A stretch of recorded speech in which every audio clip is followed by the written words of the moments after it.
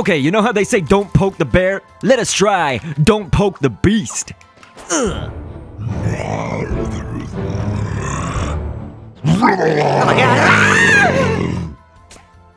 Hello again, YouTube, and welcome to another Scribblenauts Unlimited Object Editor commentary where we create your favorite characters in the Scribblenauts Unlimited Object Editor. If you like this kind of content, hit subscribe and the bell, of course. We're going to be starting off with a beast as the source object for, this is so aptly named and just a very appropriate source object for Beast Bendy, ladies and gentlemen. So yes, of course, you do want to shrink down the torso. It's like one of the things about Beast Bendy, of course, if you guys have played Chapter 5, oh my god, he totally, skip leg day.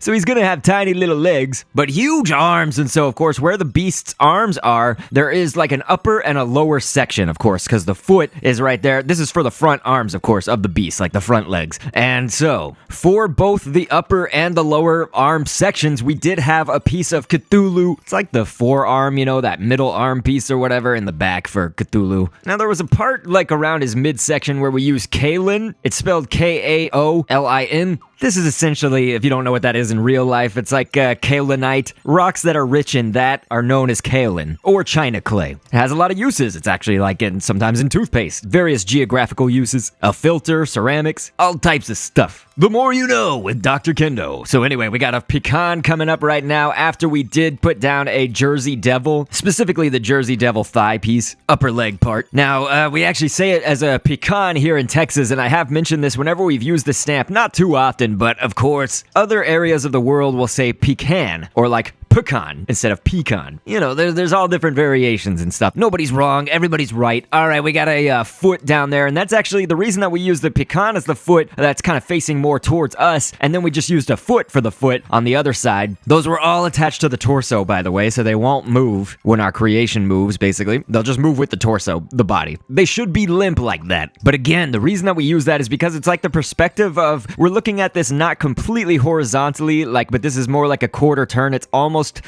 somewhat facing us, but somewhat facing horizontal to our right. That would be a Kraken piece going down right now after we did the pool girl back arm for all those little fingers. I guess they're not little fingers, they're pretty big, but yes, Kraken, you want to go for that tentacle piece that's not the very, very last one, but kind of near the end right there. Now, of course, Beast Bendy, we might edit it a little bit more because we have some more stamp spaces, but this is a good general design right here. So for right now, I do want to head into the properties editor. This is where you can edit health and other things about your characters that you create in this game. A lot of the time is like behind the scenes stuff. I like to read background information and fun facts when we get to this part of the episodes every single time, so let's do this. The monstrous form of Ink Bendy from Chapter 5 is known as Beast Bendy, and he's essentially the last boss of the chapter, which at the time of this recording means it's the final boss of the game as a whole. Many are calling it some form of Venom Bendy just for fun, and numerous variations of that, but this thing is crazy. You can see my boss fight with this thing in the Chapter 5 live stream that I did on the day that it came out. Link to that in the description. He's huge. I was calling him a meth tweaker Bendy when I was streaming, and I noted that he absolutely skipped leg day, but it doesn't matter because Beast Bendy moves very, very, very fast, and with how slow Henry walks, for God's sake, you really should just hope that you're not in his way. Perhaps a minor spoiler for the seeing tool,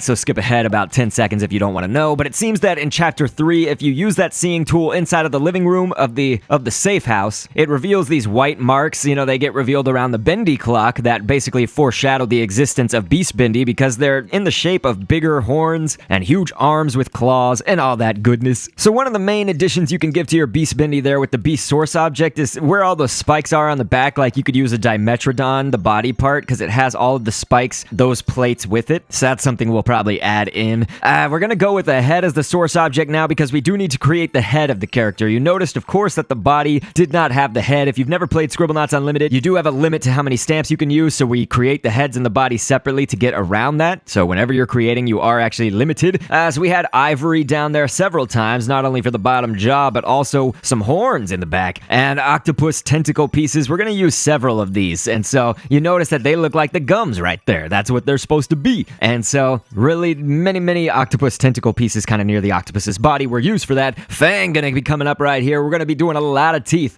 This Beast Bendy obviously has a ton of teeth. We want them to look good. We want this to be pretty detailed right here. And so it's okay that the head is kind of showing within that jaw part, because it should be like either the jaw details in the back, or you could even consider it like the tongue or just some other parts of the inner, I guess, sections of his mouth. And so Fang, you can see tons of times, as well as a flying fish bottom fin. So the bottom fin at the bottom of the flying fish. And so we're just doing a whole bunch of these. Now, if you notice that sometimes I'm increasing the size of them to be pretty big and then moving it and then decreasing it back down, that's because you do actually have a boundary, I guess, to where you can move the various stamps you place on, like this mahi side fin. That's another fish right there. And so that means that, of course, with the limit, you can get around that by increasing the size of the stamp that you're currently editing and just move it over kind of to where you think it needs to go and then shrink it back down and see if you got it right. Cuttlefish, there's these arm tentacle pieces on the very end. That's going to be the stamp limit, actually. With that final cuttlefish end piece, they look like little triangles right there. Little tiny teeth is what those can be for. Beast Bendy head is what we'll name it. You could even just call it BB head, although if you have a BB like Balloon Boy from FNAF, then you obviously want to name it something else. You would have to select that between the two options. Properties editor for the head object, you do want to make sure you go down to the equipment tab. Can be worn on the face like glasses is what you want to fill in. And let's see what this looks like in action when you put it all together. So of course you just put the head into the hands of the body object.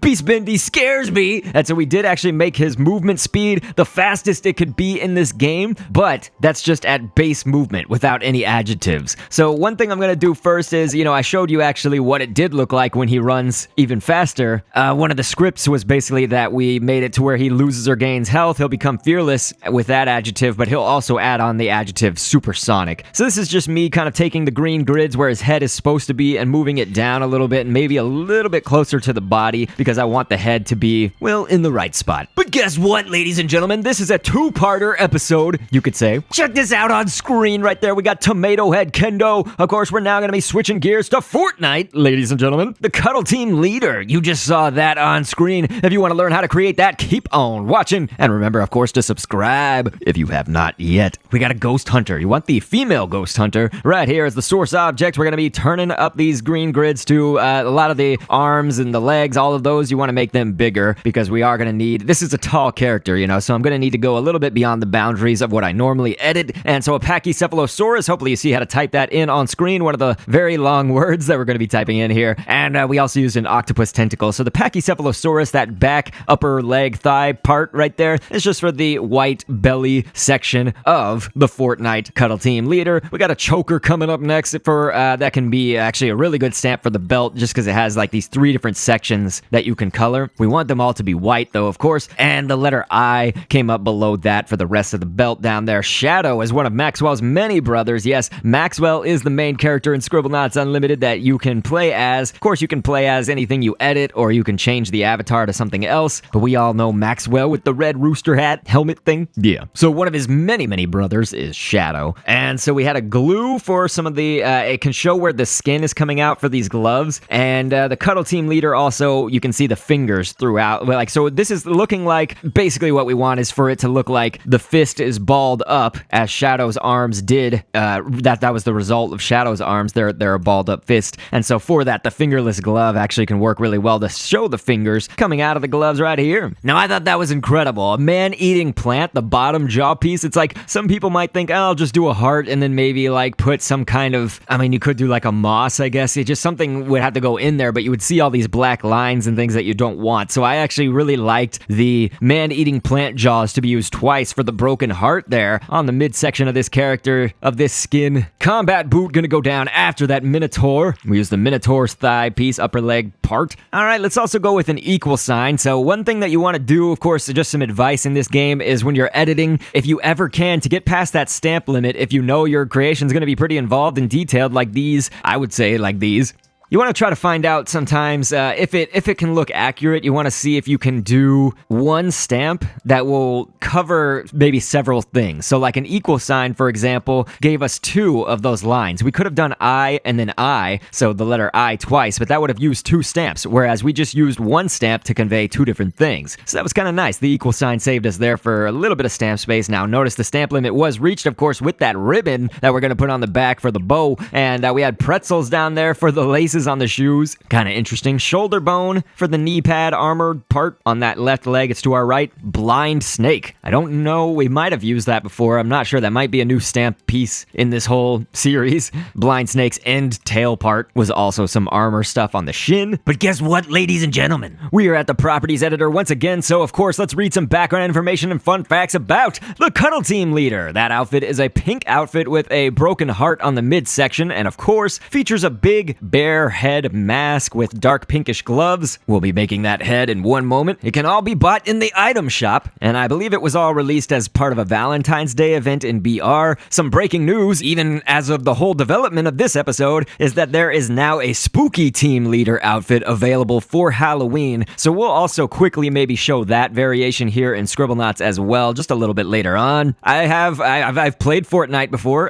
It just hasn't really stuck with me. As you guys know how insane my life is, I feel like I'm becoming a broken record saying this so many times, but for anyone who doesn't know, if you're new to me, I have a kid and I work and I'm married and I take care of a million people or things at any given moment. There's just no time to really get more into Fortnite in there among all the other things I want to do in my life. There's not even a free second to breathe. Cuddle Team Leader, we got the body down right there. So let's now move on to having the head as the source object. We are in the home stretch for creating in this episode, and then we'll of course show off our creation on screen again after this. So the head as the source object, we put down a snowball over that. You can use texture patterns or color patterns and whatnot to help give some design to your characters. And so for the Cuddle Team Leader, just to get some fur without having to use a million stamps, which we can't use because we're going to reach the stamp limit easily on all these, a kind of a good fur is just using that pattern right there that you can see. It's like that weathered pattern that you see on screen here. We used it a little bit on the body object as well. That Minotaur leg part that we used before for the Cuddle Team Leader's top leg, the thigh, that's what we used actually, where the snout will be for the bear, and of course the mouth going down below that was golden egg, as you might have just seen.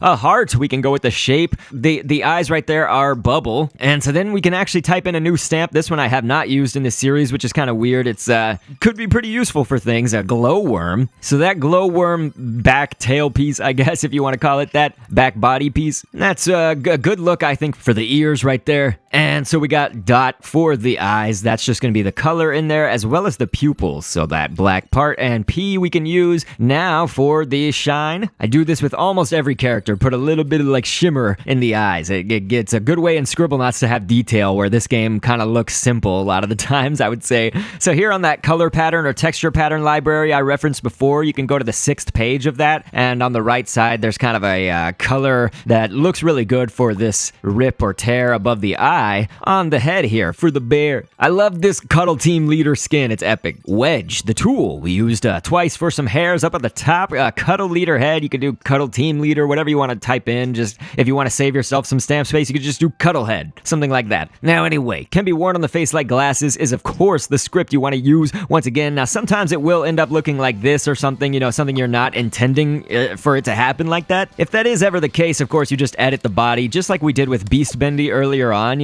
so if you want to edit that body object, you turn on the green grids. You can see that button on the left side that I pushed in, left side of the screen, and then you can just move around the grid where the head is, the head grid. Lower it, move it wherever you need it to go. In this case, it needed to go way lower. So the Cuddle Team Leader is here, ladies and gentlemen. Spooky! No! Help us, Tomato Kendo!